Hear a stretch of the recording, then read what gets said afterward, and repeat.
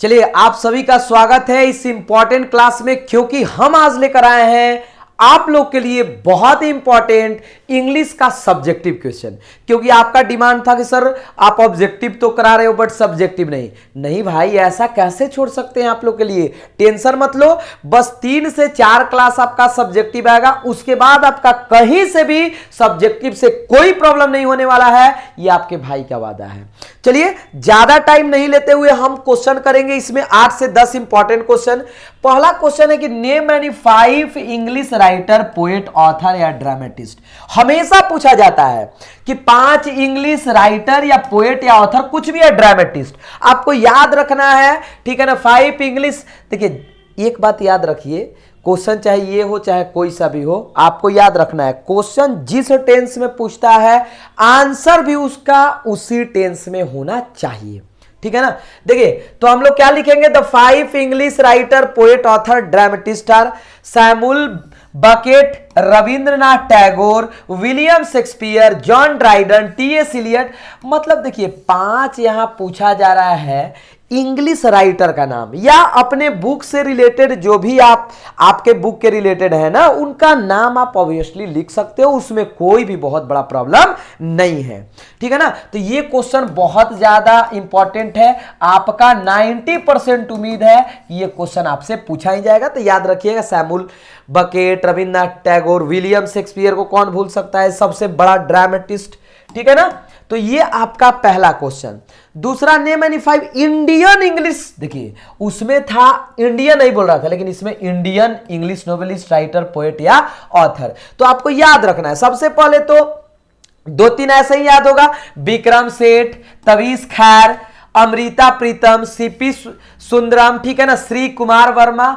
मतलब इंग्लिश, यहां Indian English novelist, 5 English Indian novelist का नाम बताना है आपको।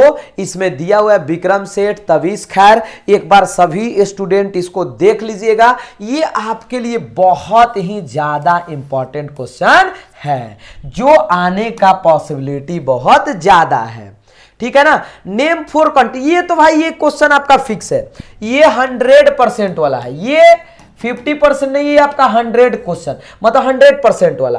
क्यों जी, क्योंकि एक ना एक क्वेश्चन, अब इसमें तो तीनों है कि name any 4 countries, name 4 countries where English is spoken as first, second और थर्ड लैंग्वेज। मतलब क्या कि 4 ऐसे देश का नाम लिखिए जहां पर इंग्लिश बोला जाता है या तो फर्स्ट लैंग्वेज, या तो सेकेंड, या तो थर्ड लैंग्वेज। तो सबसे पहले दिया गया 4 countries where English is used as first language, मतलब 4 ऐसे देश जहां पर अंग्रेजी को, जहां पर इंग्लिश को फर्स्ट लैंग्वेज की तरह बोला जाता है। देख सकते हो आपका इंग्लैंड, और इंग्लैंड तो ऐसे ही याद रखना है, क्योंकि भाई इंग्लैंड से इंग्लिश हम लोग यूज करते हैं। ऑस्ट्रेलिया, ठीक है ना, न्यूजीलैंड, साउथ अफ्रीका, आयरलैंड। तो ये 4-5 देश ऐसा है जहां पर इंग्लिश को कैसे यूज किया जाता है, फर्स्ट लैंग्वेज की तरह, ठीक है। फर्स्ट लैंग्वेज ना देकर मान लीजिए मदर टंग भी दे दे तो आपका यही आंसर होगा, ठीक है ना।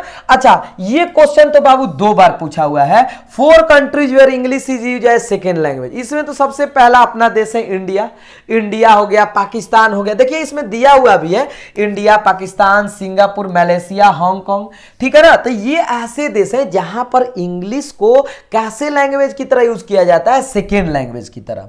4 countries where English is used as foreign language, विदेशी भाषा की तरह। तो Russia, China, Arab, Japan, these are the countries where English is used as foreign language, विदेशी भाषा की तरह।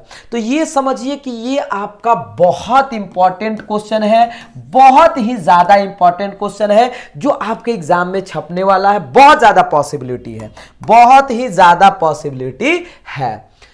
अगला क्वेश्चन देखिए, बहुत ही इंपॉर्टेंट क्वेश्चन, क्या कहा जा रहा है, are there restriction on press in time of वार।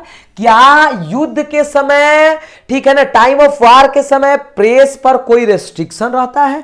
एकदम आप जब पढ़े होंगे how free is the press, तो आपको मालूम होगा कि उस टाइम पर प्रेस को बंद कर दिया जाता है, कब, जब युद्ध लग जाता है। क्योंकि प्रेस वाले बातों को बढ़ा चढ़ाकर छाप देते हैं, और उससे अगर ऐसा हुआ तो देश में, ठीक है ना, मान लीजिए बहुत बड़ा आपदा आ जाएगा तो यस लिखेंगे, yes it is true there is a ban on the press in time of war. सही बात है, मतलब युद्ध के समय बंद कर दिया जाता है प्रेस को, because there is a risk of leaking sensitive information, क्योंकि डर रहता है कि इससे सेंसिटिव इंफॉर्मेशन ना कहीं चला जाए।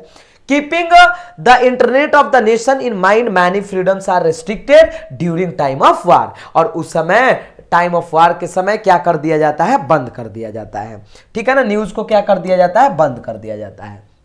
अगला क्वेश्चन देखिएगा, क्वेश्चन है why did narrator always obey Nanu Kaka, how did the under secretary change his appearance to a company Nanu Kaka. दो इसमें क्वेश्चन है। पहला क्वेश्चन है कि नरेटर, ठीक है ना, क्यों आप मतलब नानू काका के ओबेड को मानते थे, मतलब वो मानते नहीं थे।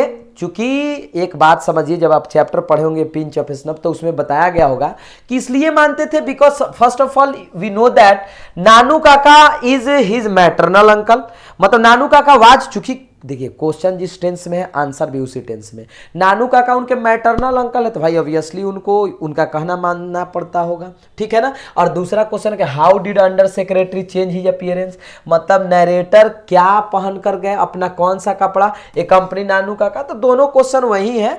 It's absolutely true that the under secretary always obeyed Nanu Kaka and the same time he never wish to do, मतलब वो चाहते नहीं थे फिर भी वो करते थे। ठीक है, it was big compulsion for the under secretary since Nanu Kaka was his maternal, वही तो हमने भी बताया ना कि नानू काका उनके क्या है जी, क्या है, maternal uncle. Also Nanu Kaka was very affectionate to under secretary mother, मतलब चूंकि ये भाई बहन थे नानू काका और नरेटर के मतलब मामा जी। ठीक है, मतलब वही नानू काका और इनकी माँ भाई बहन थे। ठीक है ना, नरेटर की माँ और नानू काका, इसलिए और दोनों में बहुत ज्यादा क्या था जी, दोनों के रिलेशन था, भाई और बहन का काफी अफेक्शनेट, काफी एक ब्लड रिलेशन होता है, जिसके कारण इनको फॉलो करना पड़ता था। ठीक है ना, नहीं चाहते हुए भी आपको फॉलो करना है कि एक तो आपके वो मामा जी हैं और दूसरा नंबर आपके मम्मा के माँ के भाई थे, इसलिए इनको फॉलो करना पड़ता था। What did doctor Zakir Hussain please himself, मतलब खुद से क्या वादा करते हैं, ये भी क्वेश्चन इंपॉर्टेंट है आपका, खुद से क्या वादा करते हैं। तो देखिएगा, समझिएगा, डॉक्टर हुसैन प्लीजेज हिमसेल्फ, खुद से मतलब वादा करते हैं to do the loyalty of our past culture, कि ये पूरी तरह से पास्ट के कल्चर को क्या करेंगे, पूरे वफादारी के साथ रक्षा करेंगे, पूरे लॉयल्टी के साथ। He places his loyalty to our country irrespective of religion और लैंग्वेज, मतलब ये बिना लैंग्वेज का और बिना धर्म का भेदभाव किए हुए पूरी तरह से हमारे पास्ट कल्चर को क्या करेंगे और रक्षा करेंगे। अच्छा, he pleases himself to the work for its strength and progress and the welfare of the people without distinction of caste, color और creed।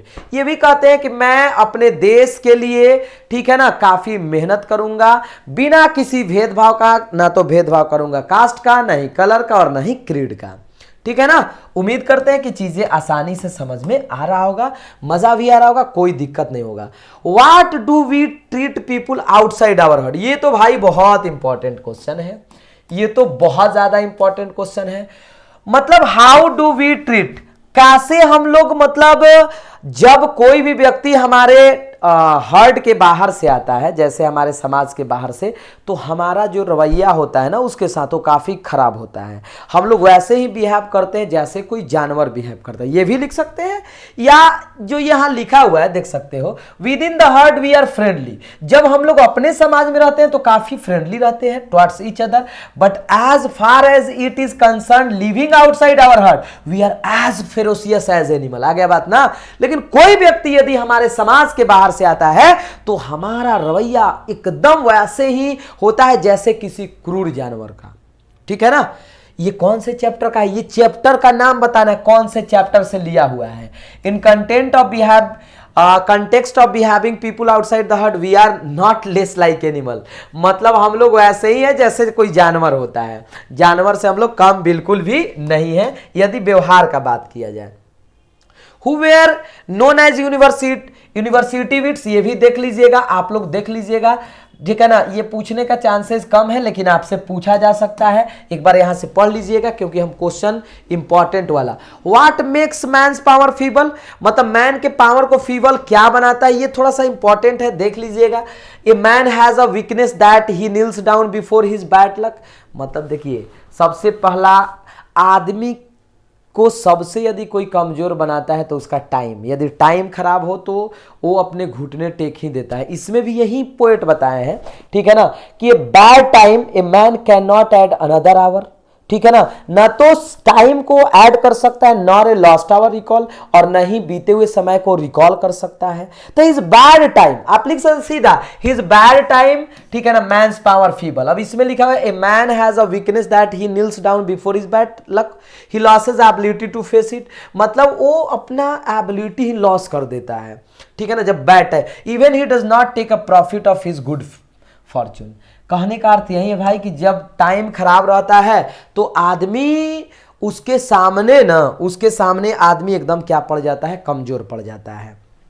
अगला, what has form the speakers blood, बहुत important question, song of my self का, मतलब what does form the speaker का blood कहां से बना हुआ है, तो the speakers blood is made of American soil and air. इसमें आप पढ़े होंगे, वो बोलते हैं, क्या बोलते हैं जी, माई पेरेंट्स द सेम, ठीक है ना, his parents, he is solely American in his vision. By these words he wants to show his affection for his country, मतलब इस वर्ड से अपने देश के प्रति एक प्रेम होता है ना, अफेक्शनेट होता है ना, वो दिखाने का प्रयास करें कि मैं अमेरिका के मिट्टी से, अमेरिका के हवा से बना हुआ हूं, ठीक है ना।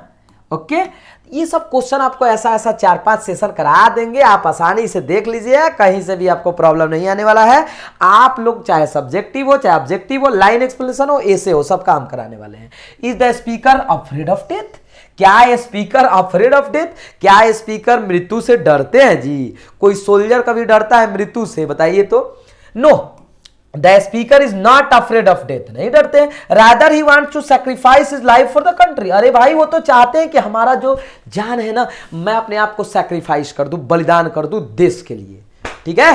And he dreams heaven to be as his country, और वो सपना देखते हैं कि ये जो हेवन होगा ना, मतलब यहाँ का जो, मान लीजिए जब मैं मरूंगा तो ये स्वर्ग भी होगा ना, तो कहाँ का होगा, इंग्लैंड का। ये चैप्टर बड़ा मजेदार है, ठीक है ना, जो पढ़े होंगे ना द सोल्जर, ये अपने देश के प्रति कितने तो आपसे पूछेगा क्या कभी कोई डरता है जी? स्पीकर इसमें डरते हैं मौत से? तो नहीं, no. How do you mean by great vowel shift, ये वाला थोड़ा सा देख लीजिएगा। ग्रेट वावेल शिफ्ट क्या है जी? तो the great vowel shift was a massive sound change, मतलब साउंड चेंजिंग ही हमारा ग्रेट वावेल शिफ्ट है, इतना याद रखिएगा। Affecting the long vowel of English during the 15 to 18, 1500 से 1800 तक century. Basically the long volume shifted upwards, that is a vowel that used to be pronounce in one place to the mouth, यानी one place in the mouth would B pronounce in a different place higher up in the mouth. कहने का मतलब सुनिए, सबसे पहले आपको मान लीजिए ये नहीं याद है ग्रेट वॉवेल शिफ्ट है क्या, तो ये आप जान लीजिए एक मैसिव चेंज है हमारे साउंड में, बस इतना लिख दीजिएगा, आपको वो समझ जाएगा व्यक्ति कि आपको याद है। हाँ, ये याद रखना है कि 1500 से 18वीं मतलब शताब्दी तक ये चला। Basically the long vowel shifted upward, ठीक है ना, लॉन्ग जो वॉवेल होता है इसमें शिफ्ट किया, आगे बढ़ाया गया, ठीक है ना।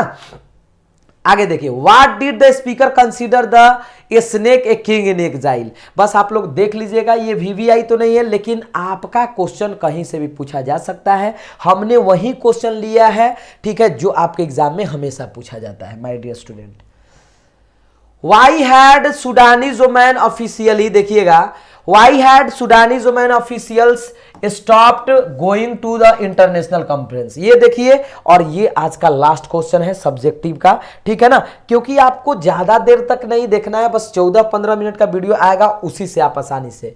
The Sudanese women officials had stopped going to international conference because they were tired of being told about their own life instead of being consulted. मतलब इसलिए वे लोग जाना छोड़ दी ना, इसलिए जाना छोड़ दी क्योंकि उन लोग की बात को सुना नहीं जाता था international conference, because they were tired of being told. वो बोल बोल कर क्या हो चुकी थी, थक चुकी थी, about their own life's instead of being consulted the people there in the conference did not consult them about the problem. वो प्रॉब्लम को उनका नहीं सुन रहा था कोई, इसलिए वहां जाना ही क्या कर दी, छोड़ दी। इतना याद रखना। दे देमसेल्फ वे are facing rather they use to ask about their personal life. मतलब क्या, यहां देखिए, यहां लिखा हुआ है दे देमसेल्फ वे are facing rather they use to ask about their personal life. मतलब उन लोग का पर्सनल लाइफ से नहीं पूछते थे, ठीक है ना। मतलब क्या, इसलिए जाना छोड़ दी वहां से कॉन्फ्रेंस में, क्योंकि उनके बारे में ना पूछकर, सुनिएगा, उनके बारे में पूछकर प्रॉब्लम को नहीं सॉल्व किया जा रहा था, बल्कि और प्रॉब्लम को बढ़ाया जा रहा था। आ रहा बात समझ में ना, इसलिए वहां जाना ही क्या कर दी, छोड़ दी। तो ये इंपॉर्टेंट क्वेश्चन है, इतना कंप्लीट करिएगा और आप कमेंट में बताइएगा कि नेक्स्ट सब्जेक्टिव मतलब क्या चाहिए, लाइन एक्सप्लेनेशन चाहिए, एसे चाहिए, या आपका लेटर और एप्लीकेशन चाहिए। मिलते हैं अगले वीडियो में, चलिए जय हिंद।